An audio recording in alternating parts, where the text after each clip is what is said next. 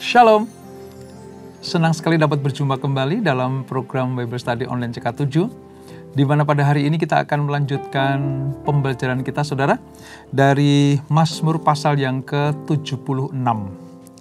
Saudara, situasi dunia yang semakin hari semakin jahat ini seolah-olah membuat anak-anak Tuhan, orang-orang benar itu merasa Allah di mana ya? Kok tidak bertindak? Kok Allah seolah-olah membiarkan kejahatan itu muncul merajalela? Nah, di pasal yang ke-76 dari Mazmur ini kita akan tahu bahwa Allah tidak pernah berdiam diri, saudara. Nah, Allah akan berbuat apa? Tuhan akan melakukan hal seperti apa? Menyikapi dunia yang semakin jahat, kejahatan semakin merajalela ini? Mari, kita akan pelajari Mazmur ini, saudara. Namun sebelumnya kita datang kepada Tuhan. Kita minta Roh Kudus mengurapi kita. Kita masuk dalam hadirat-Nya. Kami senangkan Engkau, Yesus, dalam hidup kami. Engkau Allah yang benar, Engkau Allah yang adil. Terima kasih Yesus. Terima kasih Bapa. Syukur bagimu.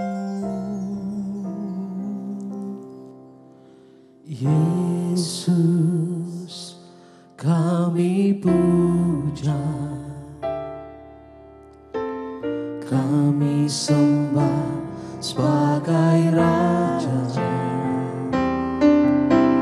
berdiri di tengah kami, ditinggikan dan dipuji. Yesus, kami puja, kami sembah sebagai Raja, berdiri di tengah kami, ditinggikan dan dipuji. Sembah dan puji penuhi tahta-Mu, sembah dan puji penuhi tahta-Mu, sembah dan puji penuhi tahta-Mu. Yesus Tuhan adalah Raja.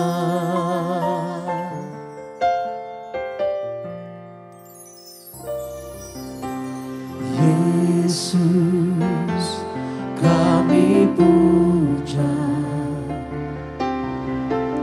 kami sembah sebagai Raja, berdiri di tengah kami, ditinggikan dan dipuji. Sembah dan puji penuhi tahta-Mu, sembah dan puji penuhi tahta-Mu, sembah dan puji penuhi tahta-Mu. Yesus Tuhan adalah Raja. Sembah dan puji penuhi tahta-Mu, sembah dan puji penuhi tahta-Mu, sembah dan puji penuhi tahta-Mu. Yesus Tuhan adalah Raja. Sembah dan puji penuhi tahta-Mu, sembah dan puji penuhi tahta-Mu,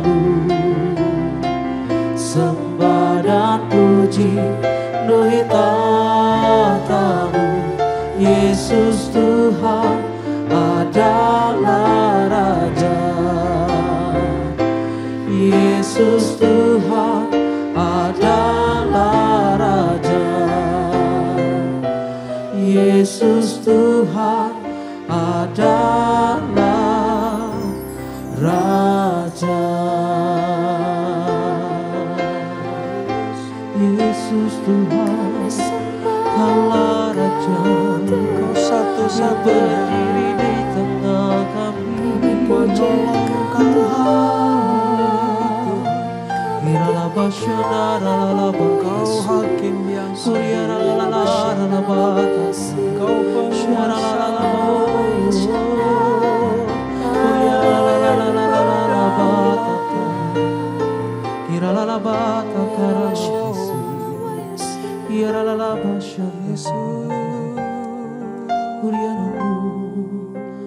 tinggikan dirimu mengatasi langit, kebesaran-Mu Tuhan mengatasi bumi. Tinggikan dirimu mengatasi langit, kemuliaan-Mu Tuhan mengatasi bumi. Tinggikan dirimu mengatasi langit, kebesaran-Mu Tuhan mengatasi bumi. Tinggikan dirimu mengatasi langit, kemuliaan-Mu Tuhan mengatasi bumi. Tinggikan dirimu mengatasi langit, kebesaran-Mu Tuhan mengatasi bumi. Tinggikan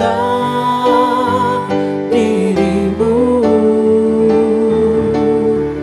mengatasi langit, kemuliaan-Mu Tuhan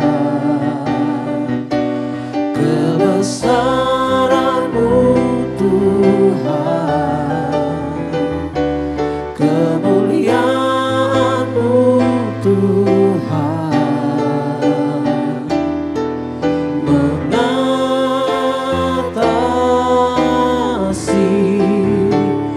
bumi.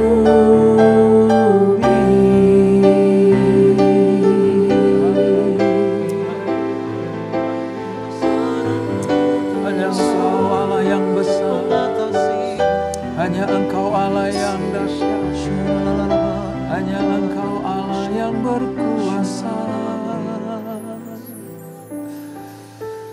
Kami akui bahwa Engkau Allah yang mengatasi segala-galanya. Tidak ada yang dapat disejajarkan dengan Engkau. Engkau besar, Engkau mulia, Engkau tinggi, Engkau melampaui segala-galanya. Terima kasih Bapa, terima kasih. Kami akan melanjutkan pembelajaran kami untuk semakin hari semakin mengerti akan Tuhan yang kami sembah. Tuhan yang hidup, Tuhan yang menuntun, memimpin, bahkan Tuhan yang mengadili dunia ini dengan seadil-adilnya. Terima kasih Bapa. Roh Kudus jamah kami. Di dalam nama Yesus, mari yang siap belajar firman Tuhan, sama-sama kita katakan amin. Mazmur 76 saudara, Perjanjian Lama halaman sekitar 627. Kita akan membaca 13 ayat ini dan kita akan mendapatkan rema di dalamnya. Judulnya adalah Allah Hakim Segala Bangsa. Nah saudara, ternyata kita punya Tuhan, ya, Tuhan perjanjian Allah kita. Itu adalah Tuhan yang bukan hanya besar, mulia, agung, perkasa, Allah yang melampaui segala-galanya. Ya, itu benar. Tetapi adalah satu pekerjaan Allah ketika dia sedang melihat dunia ini, melihat manusia, dia juga sebagai hakim. Kata hakim di sini adalah yang mengadili, membenarkan dan memberikan anugerah keselamatan kekal kepada mereka yang benar hidupnya, takut akan Allah. Tetapi Allah juga akan menghukum kepada mereka yang tidak taat akan kebenaran Allah. Mereka yang sengaja berbuat dosa, sengaja berbuat jahat. Nah, dalam hal ini yang akan kita pelajari adalah Allah sebagai hakim segala bangsa. Ayat 1 demikian firman Tuhan sampai dengan ayat ke-13. Untuk pemimpin biduan dengan permainan kecapi, Mazmur Asaf, nyanyian. Allah terkenal di Yehuda, namanya masyhur di Israel. Di Salem sudah ada pondoknya dan kediamannya di Sion. Di sanalah dipatahkannya panah yang berkilat, perisai dan pedang dan alat perang. Cemerlang engkau, lebih mulia daripada pegunungan yang ada sejak purba. Orang-orang yang berani telah dijarah. Mereka terlelap dalam tidurnya. Dan semua orang yang gagah perkasa kehilangan kekuatannya. Oleh sebab hardikmu, ya Allah Yakub, tertidur lelap baik pengendara maupun kuda. Dahsyat engkau. Siapakah yang tahan berdiri di hadapanmu pada saat engkau murka? Dari langit engkau memperdengarkan keputusanmu, bumi takut dan tertegun. Pada waktu Allah bangkit untuk memberi penghukuman, untuk menyelamatkan semua yang tertindas di bumi. Sesungguhnya panas hati manusia akan menjadi syukur bagimu, dan sisa panas hati itu akan kau perikat pinggangkan. Bernasarlah dan baiklah nasarmu itu kepada Tuhan Allahmu. Biarlah semua orang yang di sekelilingnya menyampaikan persembahan kepada Dia yang ditakuti. Dia yang mematahkan semangat para pemimpin. Dia yang dahsyat bagi raja-raja di bumi. Nah saudara, apa yang kita baca ini sebenarnya sedang memperlihatkan, memberikan sebuah pemahaman kepada kita bahwa Allah Israel, yaitu Allah Abraham, Allah Ishak dan Allah Yakub, itu adalah Allah yang berkuasa. Berkuasa atas kehidupan seluruh makhluk di muka bumi ini. Khususnya manusia. Nah, pada pasal 76 ini saudara, kita akan melihat bagaimana si pemazmur ini, ya, si pemazmur ini mengajak pembacanya, termasuk kita ini pada hari ini saudara, pada saat ini. Untuk apa sih? Memuji Tuhan karena kemuliaan dan kuasanya yang mengatasi para penguasa di bumi. Ingat ya, dunia ini memang ada penguasa-penguasa. Ya entah itu berupa pemerintahan, kerajaan, ya itu disebut penguasa-penguasa. Tapi sebaliknya juga ada penguasa yang sifatnya roh, ya penguasa-penguasa di udara yang mempengaruhi manusia. Nah, ketika kita membaca Mazmur 76, kita diingatkan bahwa Allah Tuhan Israel itu, yaitu Allah Yakub itu, Dia yang pegang kendali. Allah yang akan pegang kendali atas semua peristiwa di muka bumi ini. Dan nanti pada akhirnya Dialah yang menghakimi. Dia yang mengambil keputusan. Mana yang akan dikasih anugerah karena kebenaran, mana yang akan dihukum karena berdosa. Nah, Mazmur ini mengandung janji bahwa Tuhan dengan kuasa dan kemuliaannya akan mematahkan kekuatan para penindas dan menyelamatkan bagi mereka yang lemah akibat penindasan itu. Ingat saudara, salah satu sifat dari penindas adalah merugikan orang lain karena ketidakbenaran yang dia lakukan. Penindas itu membuat orang lain sengsara. Penindas itu membuat orang lain merasa tidak adil, diperlakukan tidak adil. Ya, penindas itu. Nah, lewat Mazmur ini ada pengharapan khususnya ya, pertama bagi Israel dan yang kedua bagi dunia yang sedang dalam penderitaan, sedang berkeluh kesah dan menangis serta menantikan keadilan Tuhan. Tadi di awal saya katakan, pemazmur dalam hal ini Mazmur Asaf ini seolah-olah bertanya-tanya, Tuhan di mana? Kenapa Tuhan tidak melakukan keadilan sekarang juga? Tetapi lewat Mazmur 76 ini kita nggak tahu bahwa akan tiba saatnya Allah tampil sebagai hakim untuk menghakimi segala bangsa. Nah, ini pengharapan, saudara. Ini pengharapan. Dan yang lebih istimewa sebenarnya, yang lebih spesifik lagi, pengharapan ini dimulai dari Israel. Dari Israel. Tadi kita baca di ayat yang kedua. Ya. Allah terkenal di Yehuda, namanya masyhur di Israel. Diperkuat lagi dengan ayat ketiga, saudara. Di Salem, Shalom, damai sejahtera atau Yerusalem, tempat di mana bait suci ada, tempat di mana hadirat Allah itu ada. Di Salem sudah ada pondoknya, sudah ada kediamannya, sudah ada bait sucinya. Bahkan secara kuat lagi ditandaskan dan kediamannya di Sion. Wow, kita mengerti sekarang. Ketika anak-anak Tuhan diberikan sebuah kekuatan atas janji Allah, maka sesungguhnya dimulai dari anak-anak perjanjian. Allah akan memulainya.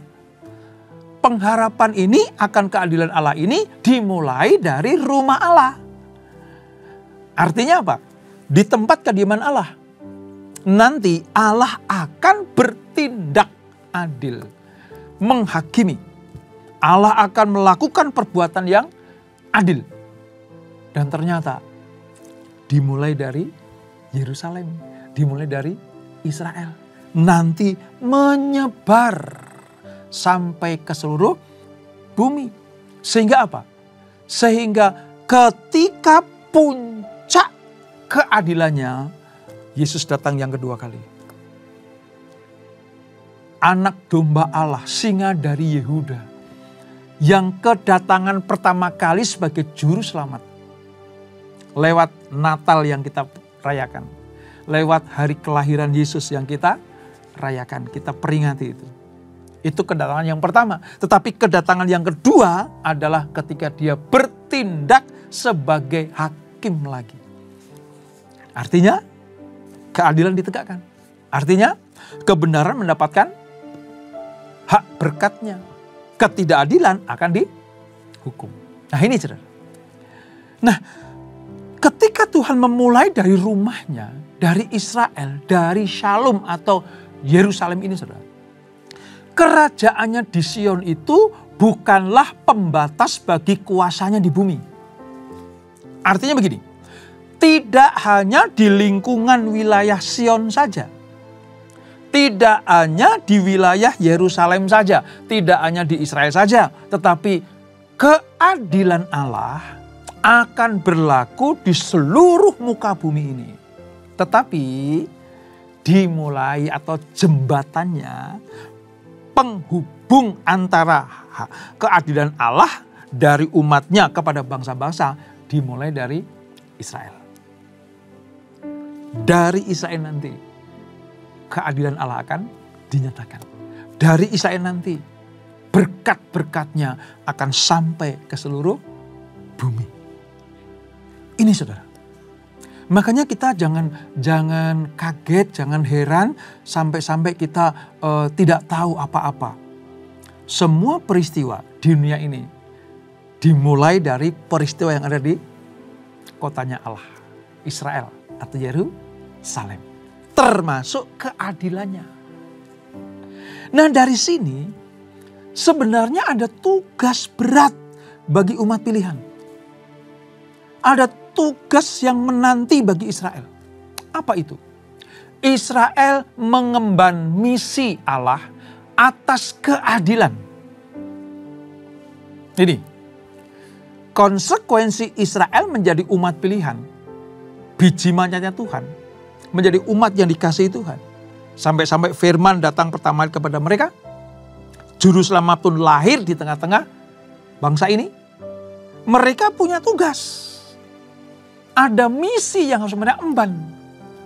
Israel memegang peranan yang sangat penting bagi hadirnya keselamatan dan keadilan di bumi. Ini pengertiannya. Bagaimana Allah terkenal di Yehuda. Bagaimana namanya masyhur di Israel itu. Selalu mengandung implikasi. Kalau orang dikasihi Tuhan, kalau orang diberkati Tuhan, kalau orang mendapatkan keadilan dari Tuhan, tujuannya apa sih? Supaya lewat kehidupan mereka, berkat Allah tersampaikan kepada bangsa-bangsa. Supaya lewat kehidupan mereka, keselamatan dan keadilan Allah sampai ke seluruh bumi ini. Ini harus kita mengerti, saudara. Nanti pada saatnya, ketika juru selamat itu, yaitu Yesus Kristus, mengadili orang hidup dan mati, ya, dunia akan tahu tidak ada lagi sosok atau pribadi yang sebesar dia, seadil dia, semulia dia, seagung dia, tidak ada lagi. Nah, inilah misi Israel. Karena Israel punya relasi yang khusus dengan Tuhan. Israel punya hubungan yang khusus dengan Tuhan. Itulah sebabnya, maka ketika Israel diberikan keadilan oleh Tuhan, ketika Israel ditolong oleh Tuhan, Israel dalam hari ini adalah umat-umat pilihan, diberkati, dipulihkan, dibela Tuhan, maka mereka harus menjadi berkat bagi banyak orang. Supaya apa? Supaya kejahatan sirna dari muka bumi ini. Supaya apa lagi? Keadilan kepada orang-orang yang lemah dan tertindas, orang-orang yang direndahkan oleh orang-orang yang tidak adil itu, mendapatkan keadilan dari Tuhan. Itu misi. Nah, Mazmur Asaf ini memberikan sebuah gambaran bagaimana pengharapan Israel terhadap hadirnya Tuhan itu pasti terjadi. Pasti terjadi. Makanya Mazmur mengingatkan, nantikan itu. Nantikan itu dengan apa? Kesetiaan, kesabaran, kesediaan diri untuk dipakai Tuhan.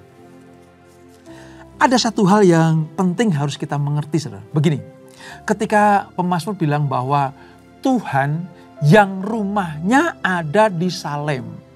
Ya, Tuhan yang rumahnya ada di Yerusalem akan mengadili seluruh bumi dan berkuasa atas segala penguasa. Saudara tahu?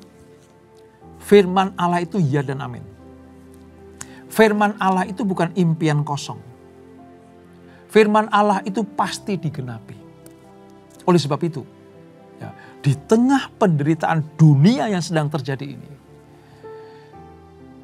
pemazmur minta, hei orang Israel, percayalah, berimanlah. Kalian punya Tuhan yang ajaib, Tuhan yang dahsyat. Dia adil, dia akan menghakimi orang yang berbuat jahat. Nah, berita ini bukan hanya pada masa pemazmur mengucapkannya. tetapi juga sampai lintas generasi, keturunan demi keturunan bangsa Israel, sampai dengan kita sebagai Israel rohani ini. Kita punya Tuhan yang sama, yang mampu memberikan upah, keselamatan, kemuliaan bagi mereka yang taat dan setia. Sebaliknya, Tuhan yang sama juga yang akan menghakimi dengan adil para penindas-penindas, orang-orang yang jahat, orang-orang yang melakukan kejahatan sangat jahat, nanti akan mendapatkan upah dari Tuhan. Dan ini saudara. Jadi selain sifat atau karakter Tuhan yang penuh kasih, ya, Tuhan yang kelemah lembutannya itu dapat kita rasakan, hadiratnya dapat kita nikmati, Dia juga sebagai hakim yang adil. Nah, kita tahu Allah itu hakim yang adil karena kita baca firman ini, kita belajar firman ini. Sebab dalam Alkitab, kebenaran Allah itu dinyatakan lewat hukum-hukumnya. Sekali lagi, saya ulang ya. Di dalam firman Allah ini, dalam Alkitab kita ini, kebenaran Allah itu dinyatakan lewat hukum-hukumnya. Bagi perjanjian lama, lewat hukum Taurat. Khususnya bagi orang Israel, Taurat itu bagi orang Israel. Tetapi kita sebagai orang-orang perjanjian baru, ya, di mana kita menjadi milik kepunyaan Allah, imamat yang rajani, maka bukan hukum Taurat lagi yang akan memimpin kita, tetapi hukum kasih. Hukum kasih inilah yang merupakan intisari hukum Taurat. Hukum kasih ini intisari hukum Taurat dan perwujudan kebenaran Allah yang bersifat universal. Mengapa saya katakan seperti itu? Karena ini tujuannya, Mazmur 79 ini dulunya hanya untuk orang Israel. Yang diberikan pewahyuan oleh Allah, kebenaran Allah dinyatakan lewat hukumnya, yaitu hukum Taurat. Dan itu khusus, eksklusif bagi bangsa Yahudi, eksklusif bagi putri-putri Sion atau orang-orang yang diberkati pada waktu itu. Namun pada zaman kita ini, firman Allah tidak berubah. Firman Allah ya dan amin. Namun hukumnya bukan pakai hukum Taurat lagi, tetapi hukum kasih. Kenapa? Karena Tuhan sekarang membuka pintu karya keselamatan. Memberikan keadilan bukan hanya bagi bangsa Israel, tapi sampai ke penjuru bumi. Akhirnya kan sampai kepada kita juga. Nah, inilah yang merupakan pernyataan kasih dan keadilan Allah lewat hukum kasihnya. Ingat ya, sekali lagi ya, supaya kita ngerti betul itu. Perjanjian lama itu pakai hukum Taurat. Perjanjian baru, hukum kasih. Nah, di dalam hukum kasih itu dan hukum Taurat, kebenaran Allah dinyatakan. Bahkan kalau kita lebih dalam lagi, saudara, kalau nanti kita sampai kepada mempelajari bagaimana pelayanan Rasul Paulus. Rasul Paulus itu menyatakan begini, hati nurani itu juga tempat kebenaran Allah. Yang dinyatakan bagi mereka yang tidak memiliki hukum Taurat tertulis. Kalau sampai nanti di kitab Roma, saudara, atau surat Roma, Paulus menyurati orang Roma.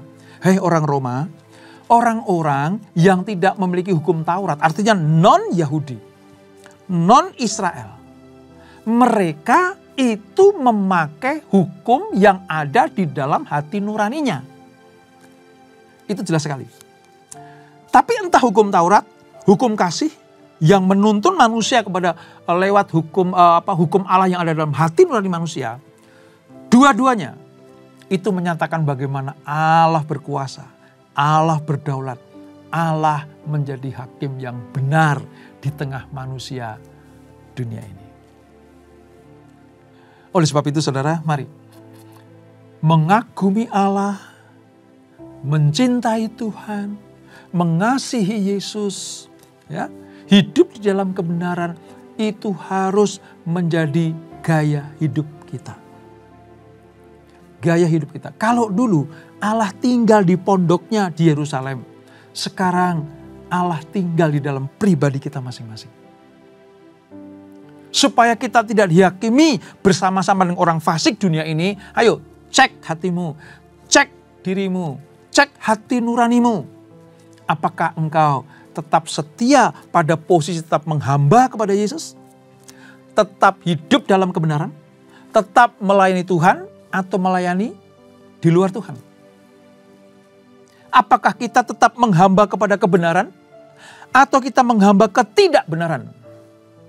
Karena suatu kelak nanti hakim yang adil bukan hanya mengadili orang Israel, tapi akan mengadili seluruh bangsa di muka bumi ini. Allah adalah hakim yang adil yang tidak dikendalikan oleh apapun dari luar. Allah tidak bisa disogok, tidak bisa dipengaruhi. Allah tidak bisa dibeli oleh manusia dengan harga berapapun. Dia Allah yang mandiri. Dia tidak bisa dibeli. Dia tidak bisa dipengaruhi oleh keputusan manusia. Bahkan dia tidak bisa ditekan oleh apapun juga. Atau ancaman. Nggak akan mau. Siapa yang bisa mengancam Allah? Sebab dia adalah pemilik alam semesta. Langit dan bumi menjadi saksi keadilannya. Pengadilannya atas bangsa-bangsa pasti benar. Dan vonisnya pasti adil. Nah, peringatan buat kita saudara. Ayo, kita punya Tuhan yang kayak begitu tuh. Punya Tuhan yang betul-betul mandiri, tidak bisa dikuasai oleh siapapun juga karena dia maha kuasa. Kuasa mana lagi yang bisa menguasai Allah? Wong dia maha kuasa. Oleh sebab itu, Tuhan menuntut kita lewat Mazmur 17 ini.